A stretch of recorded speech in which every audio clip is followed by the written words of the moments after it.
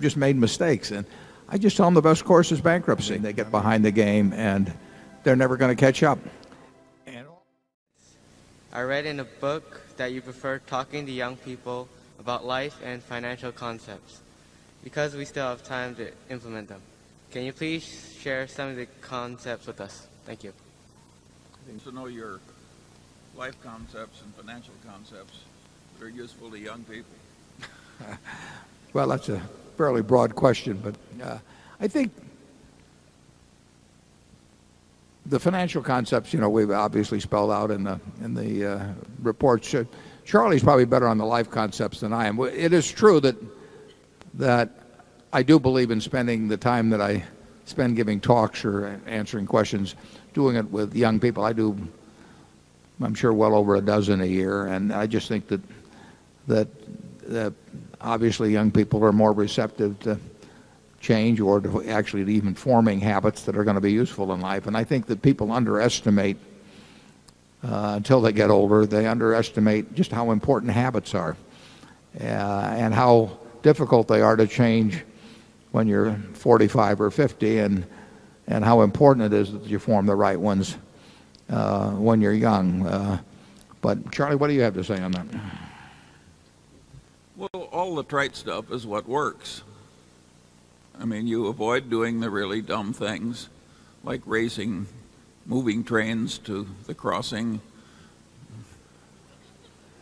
experimenting with cocaine, risking getting AIDS or other unfortunate ailments. There are just a lot of standard things that take people down, and you just give those a wide berth. And then you want to develop a good character and good mental habits, and you want to learn from your mistakes, every single one, as you go along.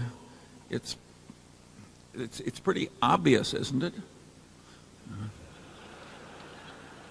Yeah, we would say, even though we issue lots of credit cards and everything, we'd say if I had one piece of advice to give to young people that across the board, it would be just to don't get in debt. The game plays a lot easier if you're a little bit ahead of the game than if you're behind the game, and Ben Franklin said that long ago in better terms, which Charlie can recite. But there's a real difference. I get letters every day from people that are in all kinds of financial trouble, and often it's health related, which is tragic. But very often it relates to debt. I mean, they get behind the game and they're never going to catch up.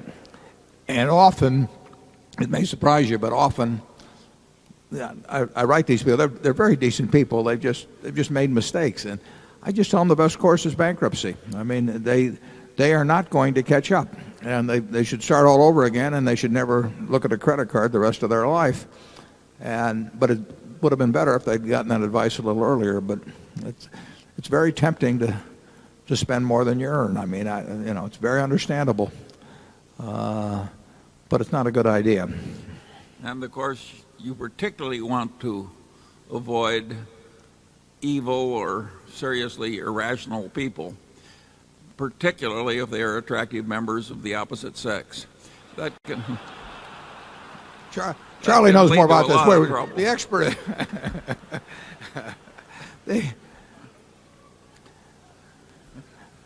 It's better to hang out with people better than you.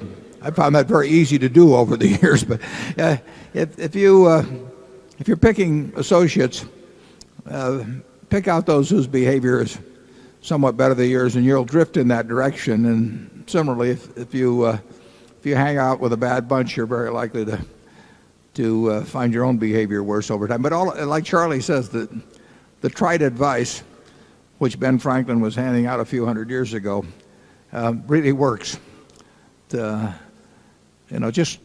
We've said it, but look at the people you like to associate with. What qualities do they have that you can't have if you want to?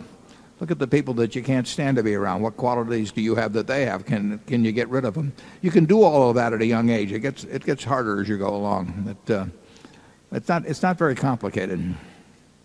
And my final word of advice would be, if this gives you a little temporary unpopularity in your peer group, the hell with them.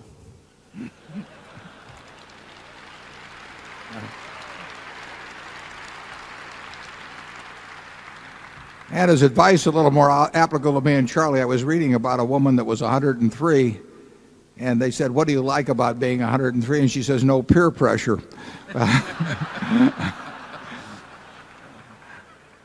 We'll go to number 4.